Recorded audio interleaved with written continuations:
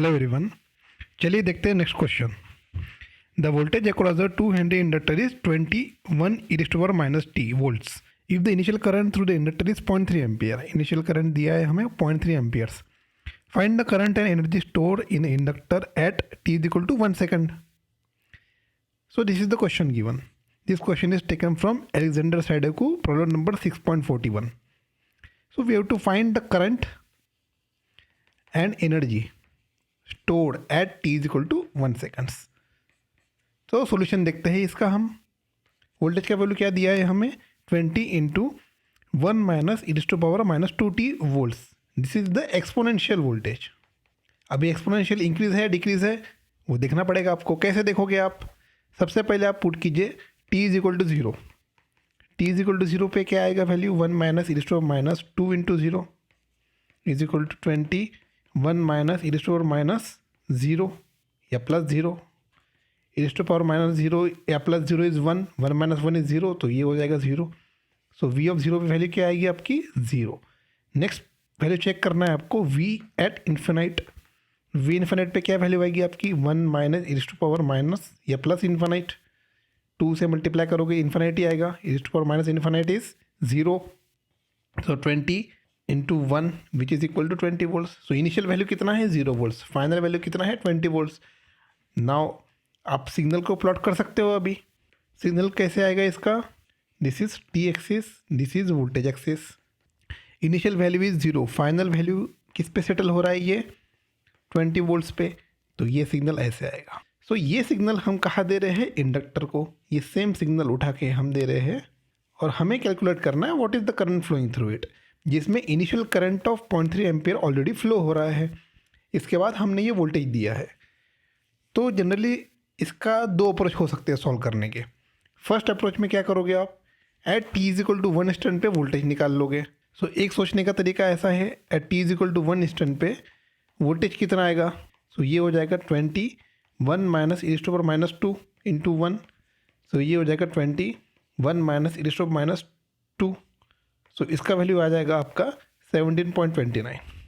सो ये तो फॉर्मूला पता है आपको v is equal to L d i by d T.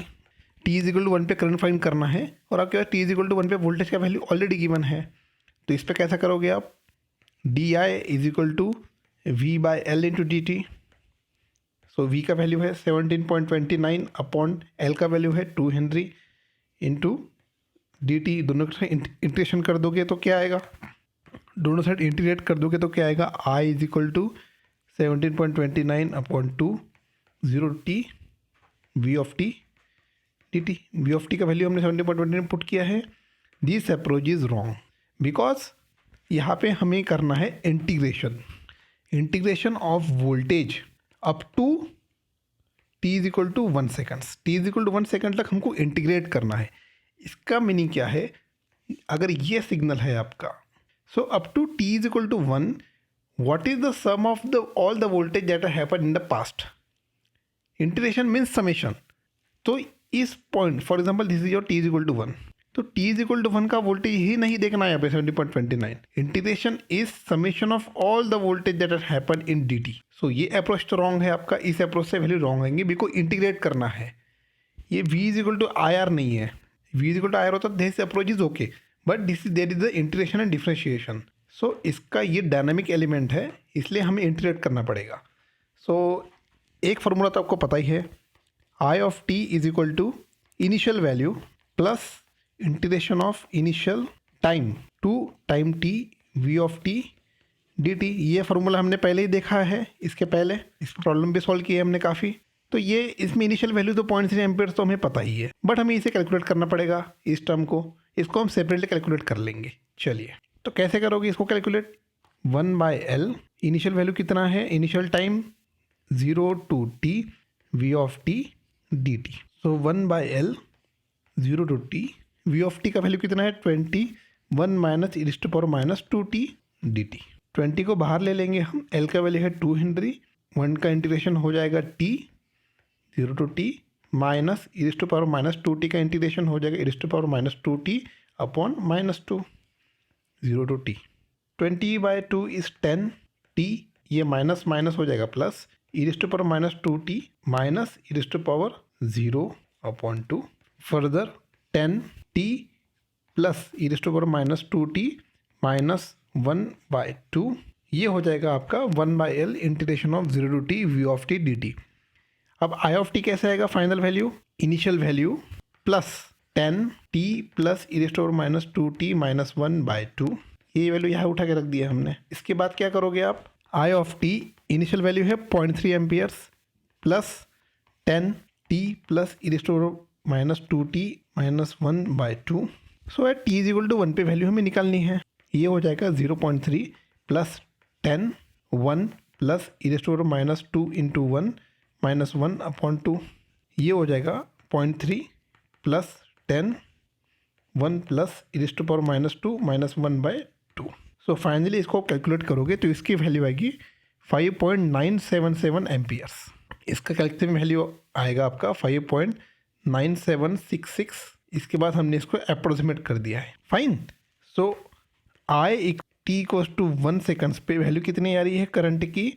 5.977 ampere, which is the correct answer. हमें इंटीग्रेशन ही करना पड़ेगा। Integration means summation of all the voltages that had happened till t is equal to 1 seconds. So that will be your final voltage. Now energy और power का difference हमने last lecture में ही देखा था। What is the difference between power and energy? Power observe and deliver करता है, पर एनर्जी एक जगह पे इंडक्टर स्टोर करके रखता है। तो इसका वैल्यू क्या आएगा? Half Li²। At t is equal to 1 second पे ही निकालना है। ये भी हाफ इंटू L की वैल्यू है 2, I का वैल्यू है 5.977 का होल स्क्वायर, 2 कैंसिल हो जाएगा तो इसका फाइनल वैल्यू आएगा 35.72 joules. So energy store in the inductor at the point t is equal to 1, यही पॉइंट पे एनर्जी स्टोर है 35.72 जूल्स। जैसे जैसे टाइम बढ़ता जाएगा एनर्जी स्टोरेज भी चेंज होते जाएगी, because this is a dynamic element. Static element होता तो एनर्जी कांस्टेंट रहती। This is a dynamic element, हम इसको इस तरह से वोल्टेज सिग्नल दे रहे हैं। सो इसका जो वोल्टेज जो इंडक्टर को दिखेगा that will be the summation of all the voltage with respect to t. इसलिए इसका value at the different instant different joules रहेगा। सो इंडक्टर एंड कैपेसिटर के काफ़ी सारे अच्छे क्वेश्चंस हमने अभी तक देख लिए हैं। 90% of the question are unsolved question.